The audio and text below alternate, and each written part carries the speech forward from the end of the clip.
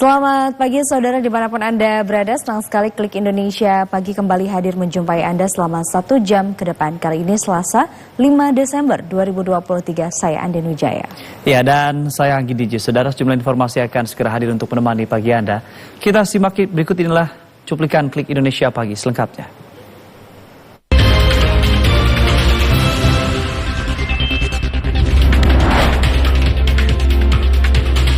Balai Konservasi Sumber Daya Alam BKSDA Sumatera Barat berhasil mengevakuasi 49 pendaki yang terjebak di Gunung Merapi pasca erupsi Gunung Merapi.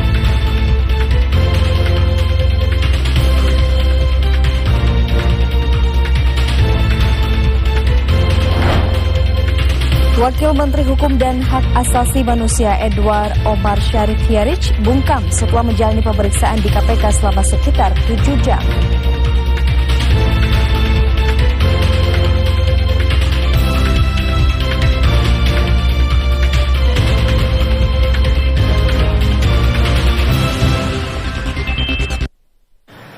BKSDA Sumatera Barat bersama tim SAR dan BPBD Kabupaten Tanah Datar dan BPBD Kabupaten Agam berhasil mengevakuasi 49 pendaki yang terjebak di Gunung Merapi pasca erupsi yang terjadi kemarin. Balai Konservasi Sumber Daya Alam Sumatera Barat bersama stakeholder terkait terus berupaya melakukan evakuasi korban para pendaki yang saat ini masih terjebak di Gunung Merapi, Sumatera Barat. 75 orang pendaki sempat terjebak saat erupsi Gunung Merapi pada 3 Desember 2023. Berdasarkan data Posko PMI, dari 75 pendaki, 49 pendaki sudah berhasil diselamatkan dan sejumlah pendaki yang mengalami luka bakar telah dibawa ke RSUD Padang Panjang dan Bukit Tinggi untuk mendapatkan perawatan insentif. Sementara itu 26 orang pendaki lainnya masih terjebak di Gunung Merapi dan dalam proses evakuasi.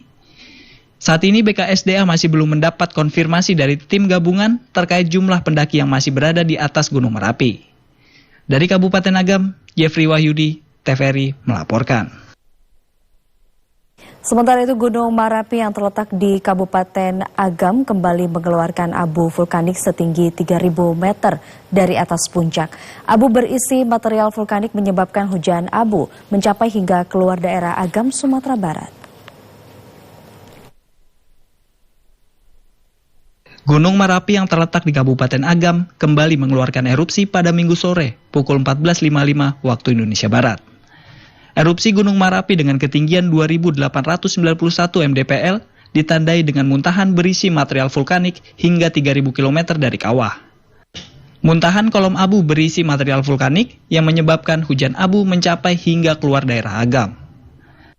Dampak hujan abu juga dirasakan di daerah 50 kota, Payakumbuh, Pasaman hingga Pasaman Barat, namun dampak terparah dirasakan di daerah kaki Gunung Merapi seperti daerah Lasi dan Sungai Pua.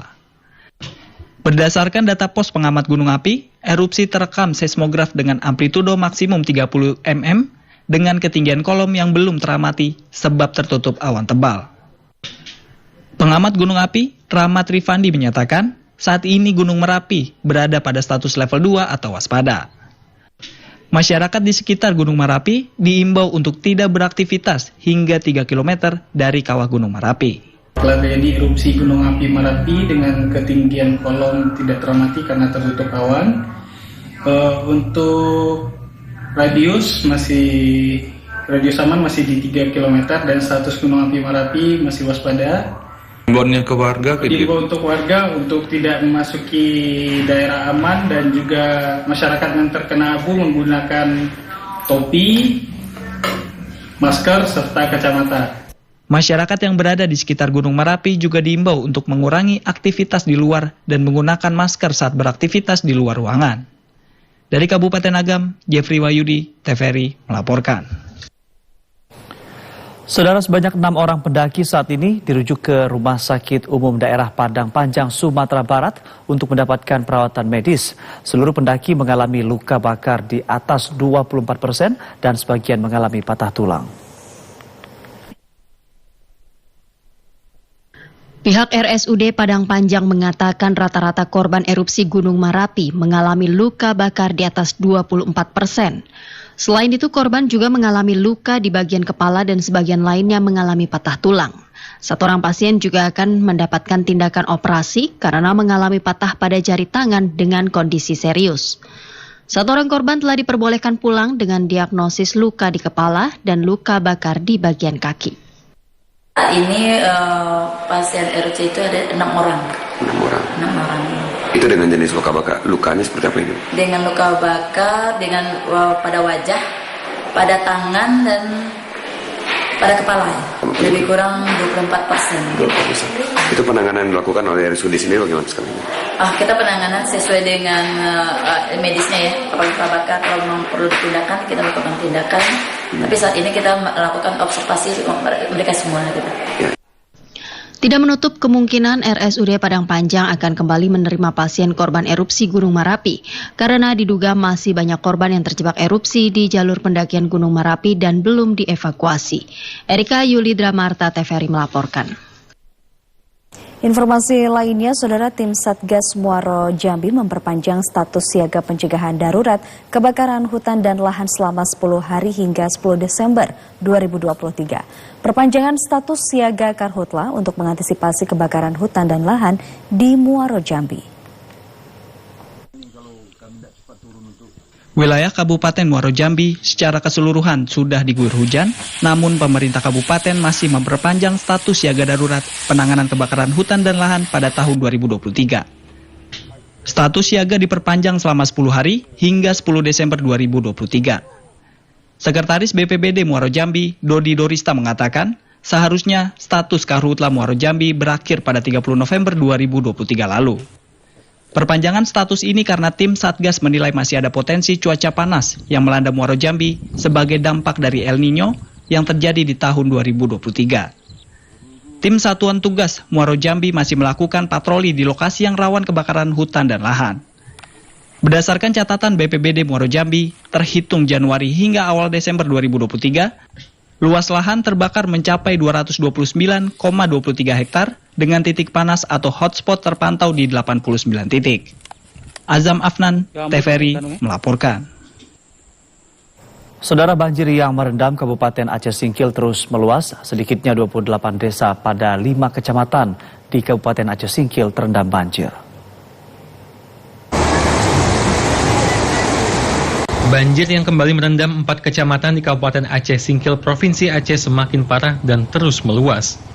Hingga kini berdampak pada 28 desa di 5 kecamatan dengan ketinggian air antara 80 cm hingga 2 meter. Banjir tersebut merendam 16 desa di Kecamatan Singkil, 5 desa di Kecamatan Simpang Kanan. Kemudian Kecamatan Kuta Baharu dan Gunung Meriah masing-masing 3 desa, serta Kecamatan Singkil Utara 1 desa. Berdasarkan data BPBD Aceh Singkil, saat ini banjir telah berdampak pada 5.157 keluarga, terdiri dari 20.087 jiwa, dan sedikitnya 464 jiwa mengungsi ke rumah kerabat terdekat.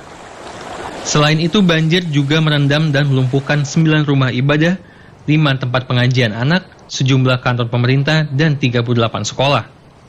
Banjir yang merendam sebanyak 4 kali dalam kurun waktu 2 bulan ini juga semakin berdampak pada ekonomi masyarakat. Pasalnya, sejumlah warga tidak bisa beraktivitas dan mencari nafkah akibat banjir yang terus melanda.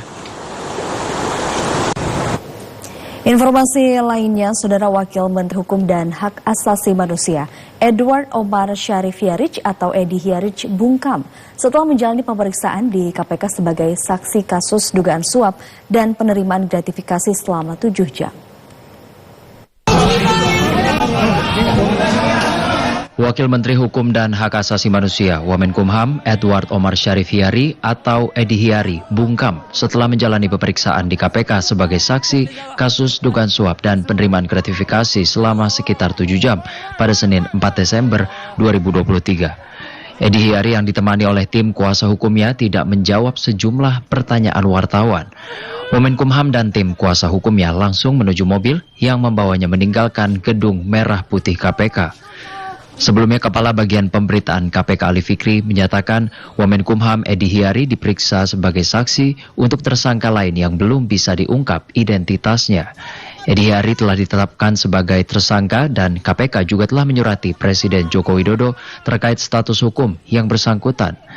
Selain itu, pada Rabu 29 November 2023, Lembaga Anti Rasuah telah menyurati Direktorat Jenderal Imigrasi Kemenkumham RI untuk mencegah Edi Hiari serta 3 tersangka lainnya untuk berpergian ke luar negeri selama 6 bulan. Presiden Joko Widodo menegaskan bahwa tidak pernah memerintahkan kasus EKTP yang menyeret mantan Ketua DPR Setia Novanto dihentikan. Kepala negara menyatakan proses hukum tetap berjalan dan Setia Novanto telah dijatuhi hukuman berat. Presiden Joko Widodo menegaskan bahwa tidak pernah memerintahkan KPK untuk menghentikan proses hukum yang menjerat mantan Ketua DPR Setia Novanto pada kasus KTP elektronik. Terkait isu yang beredar tersebut, Presiden Jokowi menyatakan proses hukum kasus KTP elektronik tetap berjalan dan Setia Novanto telah dijatuhi hukuman berat berupa penjara selama 15 tahun. Ini yang pertama, coba dilihat di berita tahun 2017 di bulan November. Saya sampaikan saat itu, Pak Setia Novanto, ikuti proses hukum yang ada. Jelas. Berita itu ada semuanya. Yang kedua, buktinya proses hukum berjalan. Yang ketiga, Pak Setia Novanto juga sudah divonis dihukum berat, 15 tahun. Ya, terus untuk apa diramaikan itu? Isu Presiden Joko Widodo memerintahkan penghentian kasus KTP elektronik mencuat setelah adanya pengakuan mantan Ketua KPK Agus Raharjo yang menyatakan Presiden Joko Widodo meminta KPK untuk menghentikan kasus KTP elektronik yang menyeret nama mantan Ketua DPR Setia Novanto. Pihak istana merespons pernyataan tersebut dengan menegaskan bahwa pertemuan yang disebut Agus Raharjo tidak pernah ada dalam agenda Presiden. Sementara itu, Presiden Joko Widodo menolak untuk memberi tanggapan mengenai wacana kemungkinan DPR RI menggunakan hak interpelasi terkait dugaan intervensi kasus KTP elektronik yang melibatkan mantan Ketua DPR Setia Novanto. Presiden Joko Widodo menolak untuk memberi tanggapan terkait kemungkinan DPR menggunakan hak interpelasi terkait kabar Presiden Joko Widodo pernah meminta KPK menghentikan kasus KTP elektronik yang menyeret mantan Ketua DPR Setia Novanto. Kemungkinan DPR menggunakan hak interpelasi tersebut setelah mantan Ketua KPK Agus Raharjo mengatakan bahwa Presiden Joko Widodo pernah memintanya untuk menghentikan proses hukum kasus korupsi KTP elektronik. Lalu kalau ada wacana hak interpelasi itu gimana Pak dalam menanggapinya? Nggak mau menanggapi itu saya. Sebelumnya Presiden sudah membantah bahwa pernah meminta kasus tersebut dihentikan dengan menjelaskan bahwa proses hukum tetap berjalan dan Setia Novanto telah dijatuhi hukuman berat. Menteri Koordinator Bidang Politik Hukum dan Keamanan Mahfud MD menyatakan pemerintah belum menyetujui revisi Undang-Undang tentang Mahkamah Konstitusi. Langkah itu diambil karena pemerintah melihat tidak ada unsur kegentingan dalam revisi undang-undang tersebut. Menteri Koordinator Bidang Politik, Hukum, dan Keamanan Menko Polhukam Mahfud MD menyatakan pemerintah belum menyetujui revisi Undang-Undang Nomor 24 Tahun 2003 tentang Mahkamah Konstitusi atau MK. Mahfud MD menyatakan langkah tersebut diambil karena pemerintah melihat tidak ada unsur kegentingan dalam revisi undang-undang tersebut. Mahfud MD menilai revisi Undang-Undang MK terkait masa jabatan hakim MK 10 tahun dan maksimal pensiun 70 tahun akan merugikan hakim yang sudah ada. Hal itu menjadi pertimbangan pemerintah untuk merevisi Undang-Undang Mahkamah Konstitusi. Yang sekarang menjadi berita pemerintah belum menyetujui terhadap RUU. Itu benar, kami belum menyetujui dan secara teknis prosedural belum ada keputusan rapat tingkat 1. Rapat tingkat 1 itu artinya pemerintah sudah menandatangani bersama seluruh fraksi. Terdapat 4 poin materi perubahan Undang-Undang MK yang diusulkan oleh DPR. Di antaranya syarat batas usia minimal hakim konstitusi dari semula 40 tahun diubah menjadi 50 tahun. Kedua, evaluasi hakim konstitusi yang bisa dilaksanakan pengangkat masing-masing lembaga, baik Presiden, Mahkamah Agung, dan DPR RI. Dan peralihan masa jabatan Ketua dan Wakil Ketua MK dengan dalih latar belakang putusan MK nomor 96/PUU 18/2020. 9 fraksi DPR RI sepakat untuk menunda membawa revisi Undang-Undang Mahkamah Konstitusi ke sidang paripurna. Kesepakatan yang diambil dari ke-9 fraksi untuk menunda revisi Undang-Undang Mahkamah Konstitusi bukan karena surat dari Menko Polhukam yang masuk ke DPR. Kesepakatan ditetapkan sebelum surat dikirim Menko Polhukam. Hal itu ditegaskan pimpinan DPR RI Sufmi Dasko Ahmad di Jakarta. Dasko menjelaskan alasan DPR RI menunda membawa ke paripurna, yakni untuk menghindari berita-berita negatif terkait revisi Undang-Undang Mahkamah Konstitusi. Iya, penundaan itu karena masih ada pendapat bahwa kawan-kawan fraksi minta supaya ditunda untuk menghindari berita-berita yang kurang baik seperti yang beredar gitu loh, bahwa kemudian ada maksud untuk kawan-kawan di DPR ini merugikan salah satu pihak, padahal tidak demikian. Lebih lanjut, Wakil Ketua DPR RI Sufmi Dasko Ahmad mengatakan, alasan penundaan juga untuk menepis anggapan adanya upaya DPR RI untuk merugikan salah satu pihak melalui revisi Undang-Undang MK. Ya, saudara, sejumlah informasi lainnya masih akan hadir sesaat lagi. Tetaplah bersama kami di Klik Indonesia Pagi.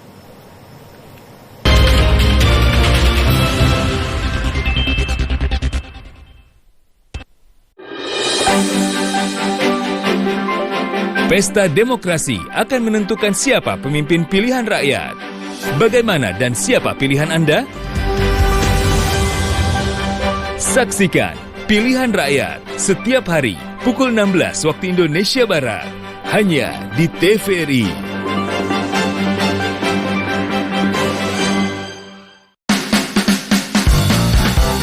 Tensi politik semakin meningkat dan membuat anak muda merasa terpecah belah dan sulit untuk berpartisipasi dalam diskusi politik.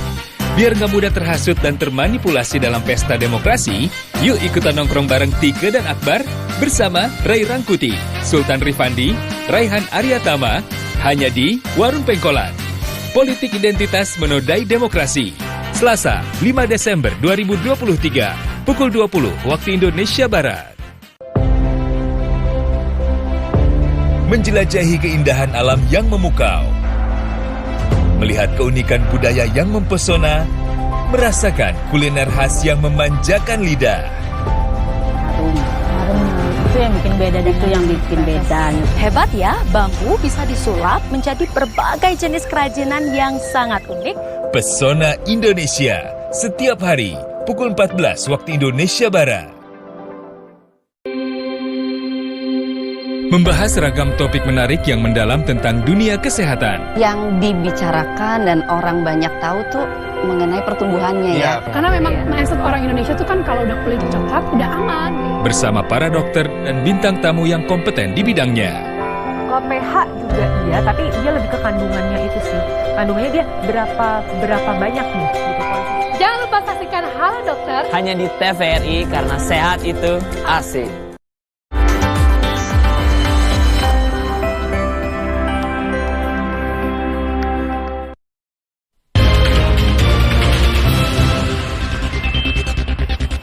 Terima kasih Anda masih bersama kami di Klik Indonesia Pagi. Dan berikut kami hadirkan informasi menuju pemilu 2024.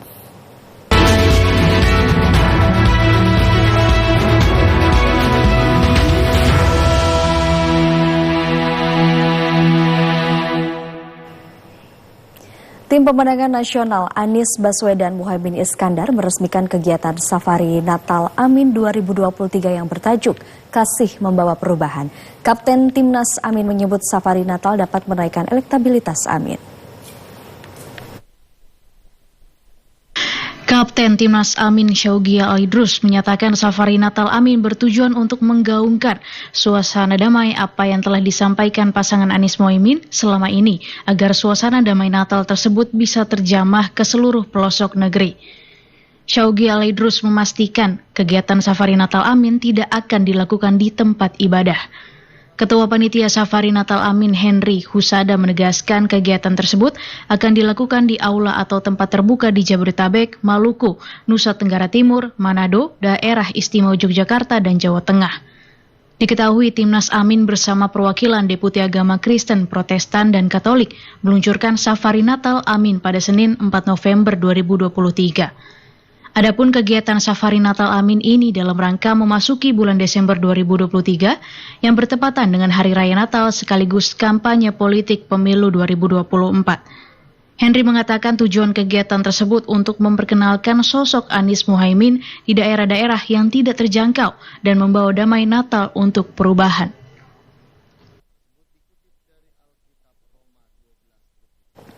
Saudara calon wakil presiden nomor urut 2 Gibran Rakabuming Raka membagikan susu dan buku tulis kepada anak-anak saat belusukan di kawasan Tangerang, Banten. Strategi kampanye Gibran bagi-bagi susu tersebut guna menyosialisasikan program pencegahan stunting. Calon Wakil Presiden nomor urut 2, Gibran Rakabuming Raka didampingi istri, Selvi Ananda, dan Ketua Tim Kampanye Daerah TKD Provinsi Banten, Airin Rahmidiani, belusukan ke Kampung Sawah, Poris Gaga, Tangerang. Kunjungan Gibran ke Kampung Sawah disambut sukacita oleh warga. Gibran membagikan susu dan buku tulis kepada anak-anak. Strategi kampanye bagi-bagi susu tersebut guna mensosialisasikan program pencegahan stunting. Gibran Rakabuming Raka menyampaikan pesan kepada sejumlah ibu yang hadir dan menitipkan susu yang dibagikan untuk dikonsumsi anak-anak mereka.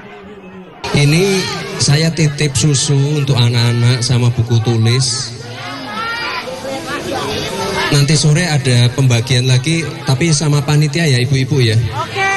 Ya, nanti ada lagi khusus untuk ibu-ibu. Untuk anak-anak yang belum dapat susu mendekat ke sini ya. Sini yang belum dapat susu. Maaf ya, buku tulisnya habis ya. Ntar saya kirim lagi ya. Ada. Sini yang belum sini. Sini adik-adik yang belum sini. Dalam kesempatan tersebut, istri Gibran, Selvi Ananda, berpesan kepada warga yang memiliki anak bawah usia 5 tahun untuk rutin memeriksakan kesehatan anak ke Posyandu untuk mencegah stunting pada anak. Calon Wakil Presiden Cawapres Mahfud MD menghadiri halakoh kebangsaan di Bahad Anida Al-Islami Bekasi di Bekasi Raya, Jawa Barat. Ribuan santri dan warga sambut Mahfud dengan rebana dan salawat.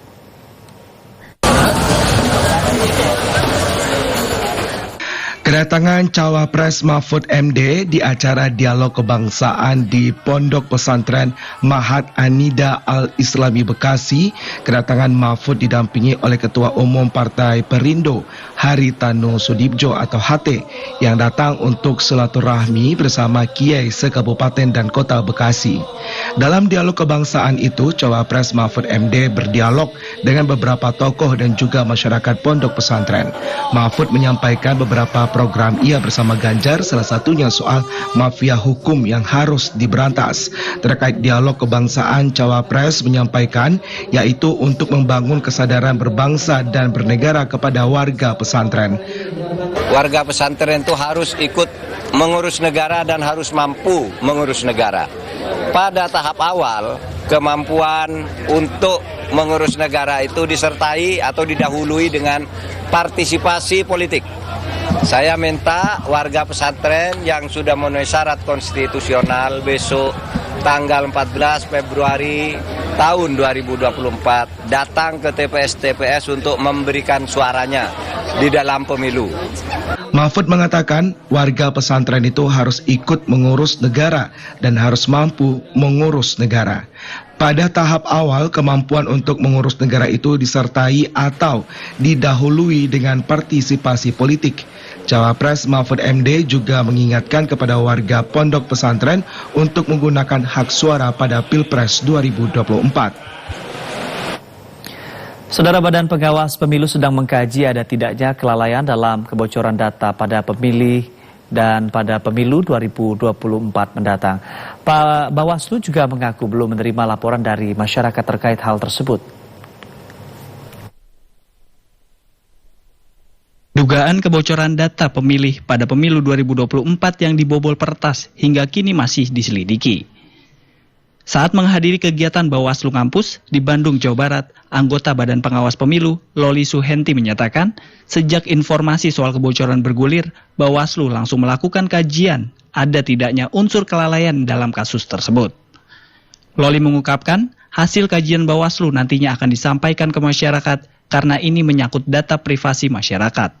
Saat ini sedang ada upaya, ya kan?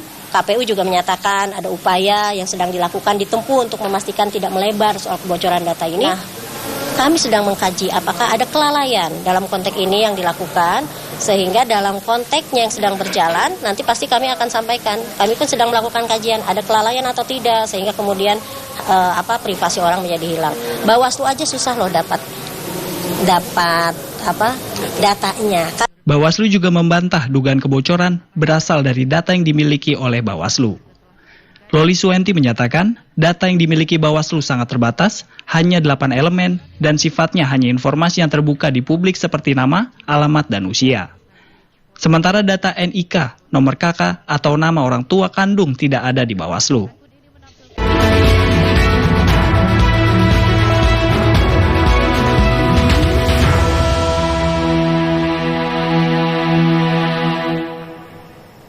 Saudara, Presiden Joko Widodo meluncurkan sertifikat tanah elektronik di Istana Negara Jakarta. Sertifikat tanah elektronik dinilai dapat memudahkan pengelolaan dan meningkatkan keamanan sertifikat. Presiden Joko Widodo meluncurkan sertifikat tanah elektronik di Istana Negara Jakarta. Sertifikat tanah elektronik dinilai dapat lebih mempermudah pengelolaan sertifikat oleh pemerintah. Selain itu, sertifikat elektronik juga lebih aman dari kerusakan akibat bencana dan pencurian. Sertifikat tanah elektronik penting karena mengurangi risiko akibat kehilangan, pencurian, atau kerusakan karena bencana, kebakaran, dan bencana lainnya. Dan juga dari sisi pemerintah, memudahkan untuk pengelolaan data, menghemat biaya transaksi, dan juga meningkatkan kerahasiaan dan keamanan data. Presiden Joko Widodo menyampaikan bahwa pemerintah akan terus mendorong percepatan penyerahan sertifikat tanah kepada masyarakat di seluruh tanah air. Pemerintah pun menargetkan penyerahan sertifikat tanah pada 2024 mencapai 120 sertifikat dari total 126 juta sertifikat. Ya, saudara, selain itu pemerintah Indonesia beberapa tahun terakhir gencar melakukan pembangunan infrastruktur di berbagai daerah. Tujuannya adalah untuk efisiensi biaya logistik sehingga dapat meningkatkan daya saing investasi terhadap negara lain. Pada peringatan Hari Bakti PU ke-78, Presiden Joko Widodo menjelaskan, dalam beberapa tahun belakangan pemerintah gencar melakukan pembangunan infrastruktur di berbagai daerah. Infrastruktur yang banyak dibangun oleh pemerintah, diantaranya infrastruktur jalan, infrastruktur terkait pengairan, serta yang terbesar pembangunan ibu kota Nusantara. Presiden Joko Widodo mengatakan tujuan digalakannya pembangunan infrastruktur adalah untuk mempermudah akses terhadap berbagai kebutuhan, yang pada akhirnya diharapkan dapat meningkatkan daya saing investasi terhadap negara lain. Dalam rangka efisiensi biaya logistik, ini penting sekali. Dalam rangka kita berkompetisi, dalam rangka kita bersaing dengan negara-negara lain, efisiensi biaya logistik ini sangat penting. Sehingga akan mempengaruhi daya saing investasi negara kita. Nggak akan mungkin investor datang kalau infrastruktur kita jelek. Mau ke sebuah pulau nggak bisa karena nggak ada airport.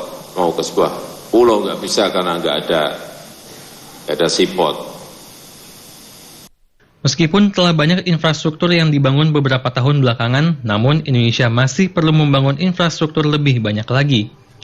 Dikarenakan saat ini Indonesia masih berada pada peringkat 51 dalam Global Competitiveness Index. Sementara itu, Presiden Joko Widodo mengapresiasi penyelenggaraan Piala Dunia FIFA U17 2023. Kepala negara mengatakan selain menaikkan citra Indonesia di mata dunia, Piala Dunia U17 juga memberikan dampak positif bagi perekonomian Indonesia. Presiden Joko Widodo mengapresiasi penyelenggaraan Piala Dunia FIFA U17 2023. Keberhasilan penyelenggaraan Piala Dunia U17, Indonesia mendapat apresiasi dari Federasi Sepak Bola Dunia FIFA. Presiden Joko Widodo mengatakan keberhasilan Indonesia menggelar event berskala internasional tidak saja menaikkan citra Indonesia di mata dunia, namun juga memberikan dampak positif bagi perekonomian Indonesia. Telah sukses dan penyelenggaraannya sangat baik dan ini diapresiasi oleh FIFA sebagai salah satu event yang terbaik. Pencapaian ini merupakan kebanggaan bagi seluruh rakyat Indonesia dan juga berdampak positif bagi persepsi citra Indonesia di mata dunia dan juga mendorong pertumbuhan ekonomi dan pariwisata bagi negara kita. Setelah keberhasilan penyelenggaraan Piala Dunia U17, Presiden Jokowi menginstruksikan PSSI bersama dengan Kementerian Pemuda dan Olahraga untuk menjajaki penyelenggaraan Piala Dunia U20 tahun 2025 dan U17 tahun 2025-2029 dalam pengajuan bersama dengan Singapura. Presiden Jokowi meyakini Indonesia dan Singapura dapat mengemban amanah tersebut dengan baik. Saudara Wakil Presiden Ma'ruf Amin menyatakan pengelolaan wakaf di Indonesia terus mengalami kemajuan dan perkembangan yang positif. Wapres menyatakan wakaf yang sebelumnya dominan bersifat sosial, kini telah bertransformasi ke dalam bentuk-bentuk pengelolaan yang lebih produktif dan mendukung pemberdayaan masyarakat. Wakil Presiden Ma'ruf Amin menyatakan kesadaran masyarakat untuk berwakaf saat ini telah jauh meningkat. Jika semula hanya dimiliki generasi berumur lanjut, kini wakaf mulai bergeser ke generasi muda, lintas profesi dan struktural sosial akibat munculnya beragam instrumen wakaf produktif. Wapres menyatakan dari sisi pengelolaan wakaf atau nazir, kesadaran mengenai pentingnya profesionalisme kompetisi, tata kelola yang baik juga terus bertumbuh. Wapres menginstruksikan Kementerian Agama dan Badan Wakaf Indonesia selaku pemangku kepentingan utama perwakafan nasional agar bergegas mengoptimalkan upaya transformatif yang telah dijalankan. Wapres mendorong transformasi pengembangan wakaf ke arah wakaf sebagai pilar pertumbuhan dan ketahanan ekonomi nasional. Itu proses digitalisasi perwakafan nasional mesti terus dikembangkan. Platform Satu Wakaf Indonesia yang sudah diluncurkan agar dapat terintegrasi dengan sistem informasi wakaf atau SIWAK Kementerian Agama maupun sistem pada Kementerian ATR BPN dan lembaga terkait lainnya. Wapres Ma'ruf Amin meminta sejumlah platform wakaf di Indonesia agar dapat terintegrasi dan menjadi wahana digital yang semakin mengakselerasi pengembangan wakaf produktif di tanah air. Badan Wakaf Indonesia terus mendorong anak muda untuk berwakaf dengan platform wakaf. Badan Wakaf Indonesia telah menyiapkan peta jalan transformasi pengelolaan wakaf. Perwakilan provinsi dan kabupaten kota. Ketua Badan Pelaksana Badan Wakaf Indonesia BWI Muhammad Nuh menyatakan pihaknya telah membuat peta jalan transformasi dari pengelolaan wakaf yang tadinya lebih berfokus untuk memperbanyak wakif menjadi pengelola wakaf yang lebih profesional dan produktif. Hal itu yang membuat pengelolaan aset wakaf lebih produktif menjadi tema sentral dalam rapat koordinasi Badan Wakaf Nasional tahun ini. Setelah wakif dan aset wakaf bertambah, langkah berikutnya yakni pengelolaan aset yang lebih profesional dan produktif. Pengelolaan aset yang profesional dan produktif menjadi kunci dari pendaya gunaan wakaf. Maka dari itu, langkah berikutnya yaitu sertifikasi nazir atau pengelolaan aset wakaf. BWI juga terus mendorong anak muda untuk berwakaf dengan sejumlah platform wakaf. Jadi kalau sekarang di kampus yang tadinya agak tidak tahu tentang wakaf, sekarang sudah milenial, sudah lumayan alhamdulillah. Jadi bersyukurlah panjenengan jadi milenial yang tahu tentang wakaf. Karena yang lain sudah tumbuh. Kalau tidak ketinggalan zaman nanti. Kok ada anak-anak milenial tidak tahu wakaf. Sayang kan gitu. Nah sekarang mulai tumbuh. Oleh karena itu kita sosialisasi di kampus-kampus. Wakaf goes to campus. Yaitu karena mereka calon-calon yang terdidik sehingga dia harus kenal dulu tentang berwakafan. BWI telah mampu menghimpun wakaf tanah seluas 57.263 hektar dan 440.512 bidang. Rata-rata pertumbuhannya 8% dalam 3 tahun terakhir. Di samping itu, sertifikasi tanah wakaf telah mencapai 236.511 sampai dengan tahun 2023. Badan Riset dan Inovasi Nasional atau BRIN menggelar pelatihan kepada generasi muda terkait mitigasi perubahan iklim. BRIN mengharapkan generasi muda dapat meningkatkan pemahaman terkait mitigasi pada perubahan iklim. Badan Riset dan Inovasi Nasional BRIN menggelar pelatihan atau training internasional untuk generasi muda terkait mitigasi perubahan iklim. Peneliti Pusat Riset Kebencanaan Geologi BRIN, Rahma Hanifah mengatakan, kegiatan ini memberikan kesempatan generasi muda untuk membangun jaringan antara anak muda, pembuat kebijakan, akademia, komunitas, dan dunia usaha pada level regional Asia Pasifik. Peneliti Kebencanaan Geologi BRIN berharap kegiatan ini dapat meningkatkan potensi generasi muda untuk dapat berkontribusi di masa depan. Ketua Pelaksana Mitigasi Perubahan Iklim Wahyu Widodo Pandu berharap kegiatan ini dapat bermanfaat bukan hanya untuk Indonesia, tetapi juga untuk negara lain. Jadi banyak sekali topik-topik yang kebencanaan bukan hanya di Indonesia, tapi tidak mengenal batas negara. Jadi ini borderless.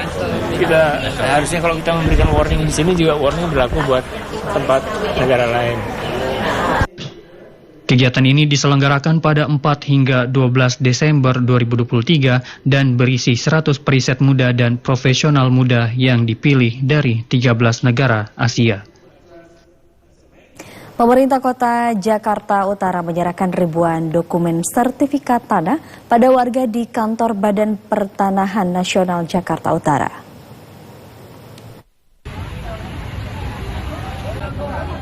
Ribuan dokumen sertifikat melalui program pendaftaran tanah sistematis lengkap atau PTSL diserahkan kepada warga secara simbolis oleh Sekretaris Kota Administratif Jakarta Utara Abdul Khalid.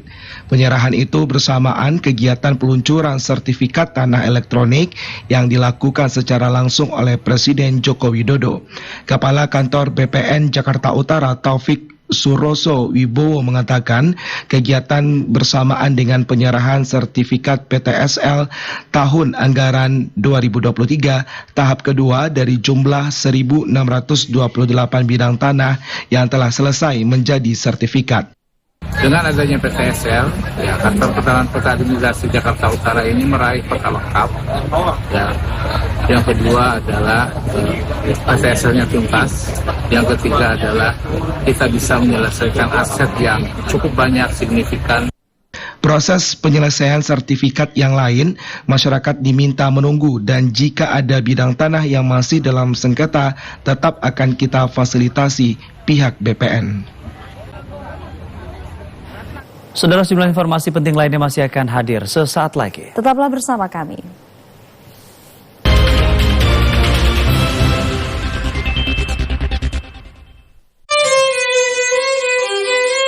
Sebuah karya wastra, buah kerja keras yang menghasilkan kualitas.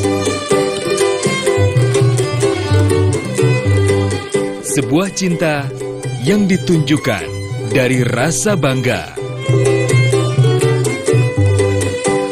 Cintai produk dalam negeri. Bangga buatan Indonesia.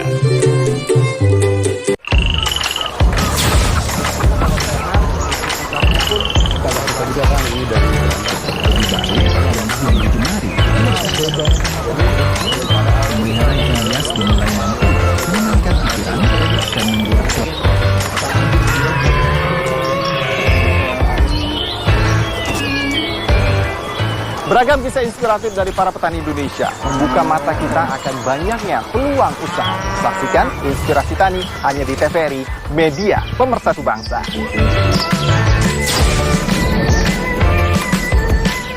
Aparatur sipil negara harus netral di tahun politik 2024. Dilarang foto bersama dengan bakal calon kepala daerah atau wakil kepala daerah.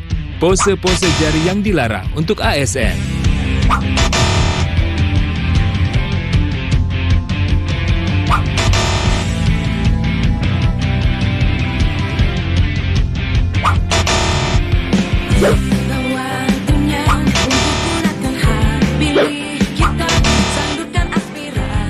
Pose yang diperbolehkan untuk ASN. Gaya dengan tangan mengepal. Gaya meletakkan tangan di dada. Iklan layanan masyarakat ini dipersembahkan oleh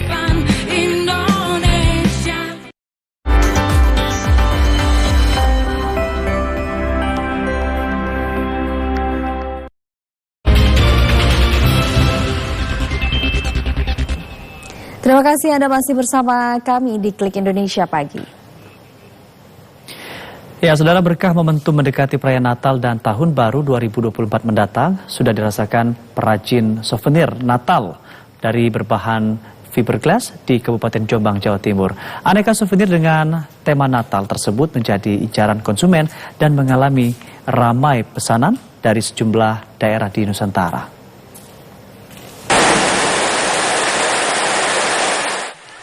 Aneka souvenir Natal berbahan fiberglass sudah mulai ramai diburu oleh masyarakat.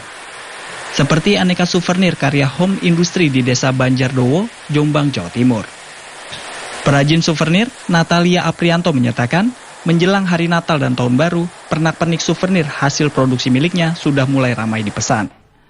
Natalia Aprianto menyatakan, menjelang Natal dan Tahun Baru, pesanan aneka souvenir naik 50% sejak 2 bulan terakhir. Natalia Aprianto menyatakan mampu memproduksi sekitar 500 hingga 700 souvenir dan paket pernak-pernik Natal dengan dibantu 20 orang pegawai. Permintaan yang paling banyak dipesan konsumen seperti aksesoris salib, Sinterklas, pohon Natal mini, lonceng, dan pernak-pernik khas Natal lainnya. Harga pernak-pernik Natal dibanderol dengan harga Rp12.500 hingga yang paling mahal Rp250.000. Natalia Aprianto menyatakan, pesanan tidak hanya dari Jombang saja, namun banyak pesanan dari luar daerah seperti Pulau Jawa dan Jakarta. Jadi souvenir tepatnya dari bahan poliresin atau orang-orang lebih bisa menyebutkan itu fiber. Usaha kami mulai dari 2004, walaupun sempat terjadi drop ya karena COVID kemarin, tapi puji Tuhan tetap bisa bertahan dan sekarang makin berkembang. Perajin souvenir Natalia Aprianto mengaku dari usaha kerajinan souvenir Natal berbahan fiberglass mampu meraup keuntungan 150 juta hingga 200 juta rupiah per bulan. Nah, bagaimana? Apakah Anda sudah memiliki koleksi souvenir atau hadiah saat perayaan Natal tahun ini? Dari Jombang, Hari Sukemi, TVRI melaporkan. Saudara, kebun bunga Amaryllis di Kapanewon, Patok, Kabupaten Gunung Kidul kembali menarik perhatian wisatawan karena pada tahun ini seluruh bunga mekar sehingga kebun bunga Amaryllis nampak sangat indah untuk bersuah foto.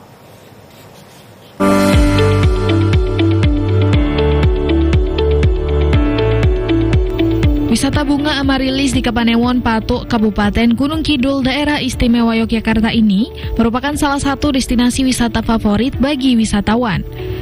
Kebun bunga Amaryllis ini mampu menjadi magnet bagi wisatawan karena hanya mekar pada awal musim penghujan saja atau pada bulan Desember dalam jangka waktu hanya 2 pekan.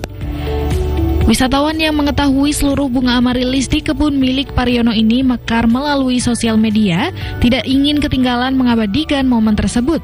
Mereka menyempatkan waktunya untuk berkunjung menikmati indahnya pesona kebun bunga Amaryllis. Tidak hanya wisatawan dari Gunung Kidul, namun juga wisatawan dari daerah lain yang berkunjung ke kebun bunga Amaryllis yang sempat viral pada tahun 2015 lalu. Sangat menarik ya Mas, karena di sini dengan lahan yang seluas ini kita bisa menikmati bunga yang lagi mekar ini seperti di negeri dongeng. Hampir setiap tahun Mas saya kesini. Setiap kali bunga ini mekar saya pasti kesini. Di bulan November sampai dengan bulan Desember Mas. Untuk tiket masuk tadi per orangnya dikenakan 10.000. Kalau untuk anak-anak tidak dikenakan biaya. Pengelola wisata kebun bunga Amaryllis tidak menyangka jika seluruh bunga akan mekar pada tahun ini. Pasalnya sudah beberapa tahun sebelumnya, cuaca ekstrim mengakibatkan tidak seluruh bunga mekar bersamaan. Ya nggak menyangka. Orang dulunya itu awalnya cuman buat jualan di pinggir jalan. Terus misalnya nggak habis, ditaruh lagi di kebun. Terus dari 2002 itu sampai 2015 itu kan makin tahun makin banyak.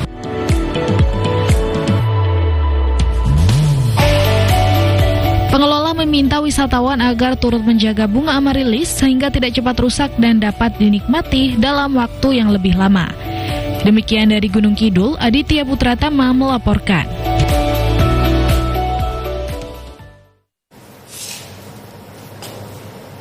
Berikut kami sampaikan perakiraan cuaca dari Badan Meteorologi, Klimatologi, dan Geofisika. Perakiraan cuaca ini juga berlaku di sejumlah wilayah Indonesia mulai pukul 7 waktu Indonesia Barat.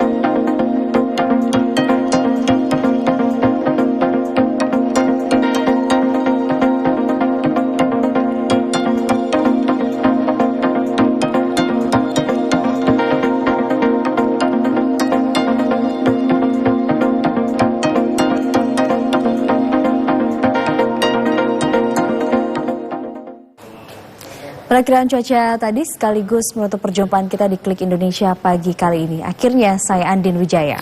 Ya, dan saya Anggi Diji beserta kerabat kerja yang bertugas mengucapkan terima kasih atas kebersamaan Anda. Selamat beraktivitas, selamat pagi dan sampai jumpa.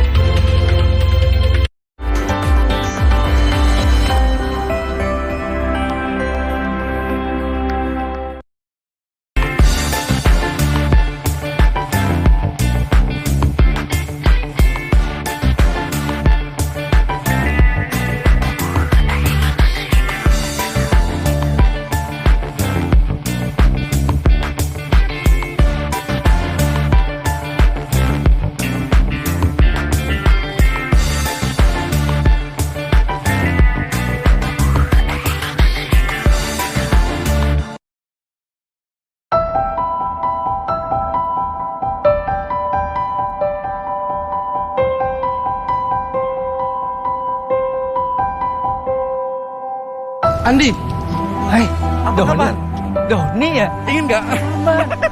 Iya. Wah, sudah jadi pejabat kan sekarang. Situ kan juga jadi pengusaha sukses. Terimalah, supaya kita bisa main gol bareng. Ayolah. Ini untuk istrimu.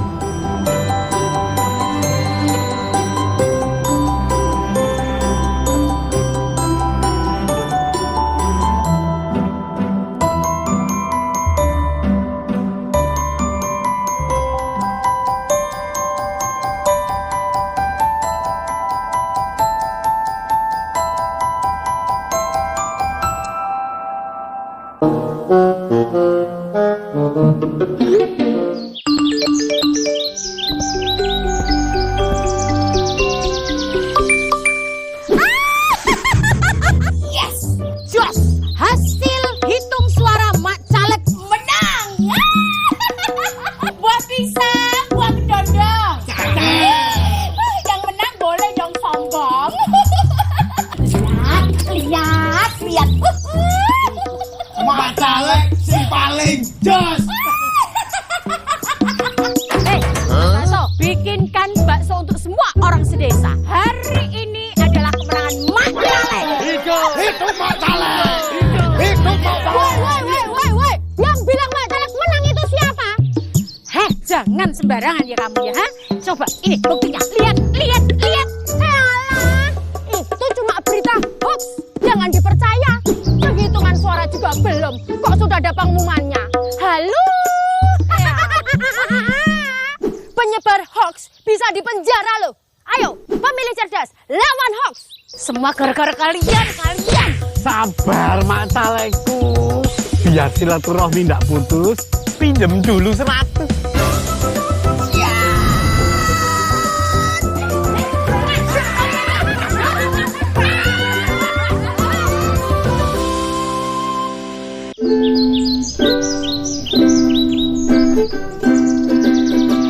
Hari kasih suara 14 Februari. Ayo kita. Wih, udah tumben bro. Tumben banget Wira.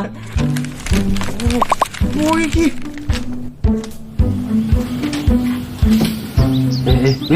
Habis ngapain nih? Kok lemes banget. Iya, lemes banget Wira ini. Marahin nggak semangat ya, Cak? Iya. Putus lagi cintaku. Kamu itu loh, putus bentar aja itu nggak ngaruh kali. Kan ada yang lebih penting tau di tanggal 14 Februari. Hari Valentine kan? Loh, aku udah jomblo gini, Pak. Nih, rungokno. Hari kasih suara 14 Februari 2024. Tolak golput. Pemilu ora penting to Wir. Emang ada pengaruhnya apa satu suaraku? Loh, piye bocah iki? Nyoblos. Ayo nggak jadi keren, mana ada orang keren kok golput. Kamu itu loh, dikasih hak untuk memilih kok nggak digunain toh? Gimana mau milih pasangan? Yaudah. Tol. Wir, jomblo boleh, golput jangan. Cuas. Wir, ngakunya anak gaul, anak keren. Kok golput? Beda pilihan itu nggak masalah, Wir. Golput jangan. Cuas.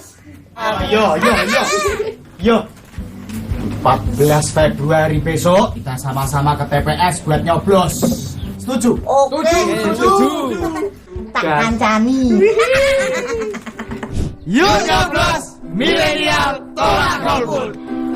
Hari kasih suara 14 Februari.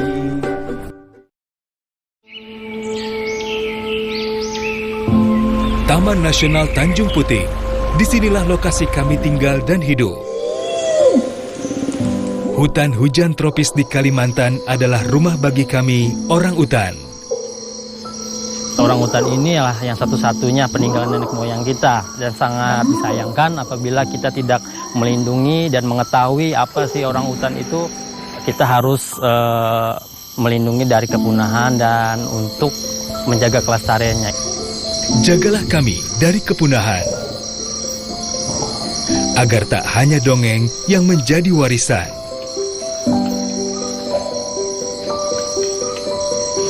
Kami juga memiliki hak hidup yang sama, seperti kalian, manusia.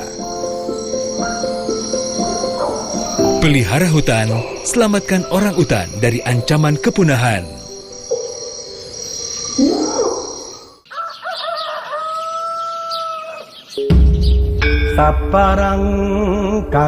Peradaban bangsa Indonesia tidak lepas dari nilai-nilai tradisi dan budaya yang terjaga hingga kini. Keris, puncak karya budaya seni metalurgi, mulanya diciptakan sebagai senjata tradisional milik Nusantara.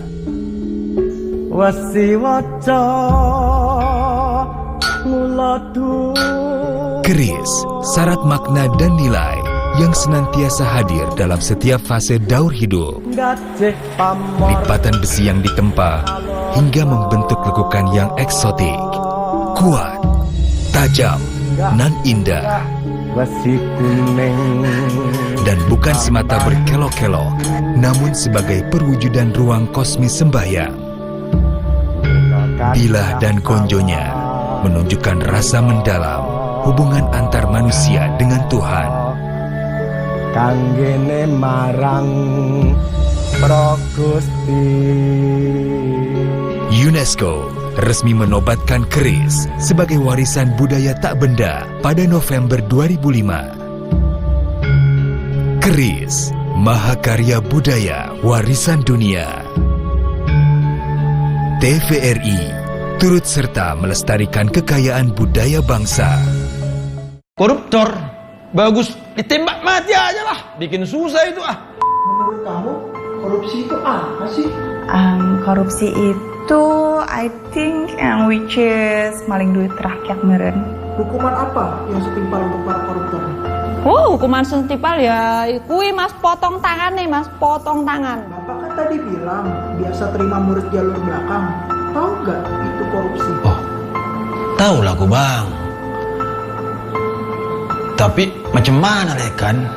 Nggak mungkin mas, nggak mungkin suamiku kayak gitu. Nanti siap dong terima hukuman yang disebutin tadi. Gimana ya bang? Kumaha tuh nya? Sebentar dulu kakak, sebentar. Kita orang bisa bicarakan baik-baik toh.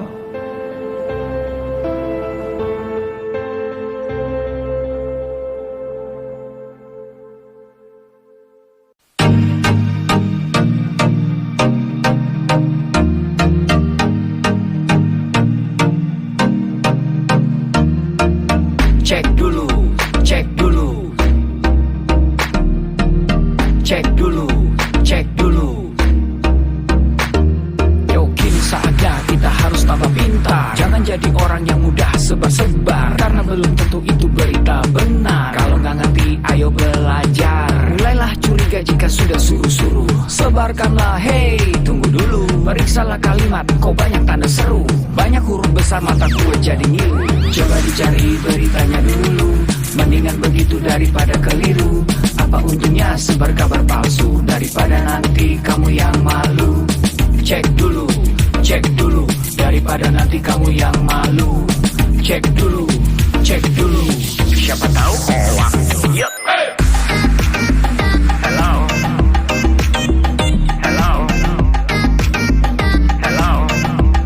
Siapa tahu hoax. Yep.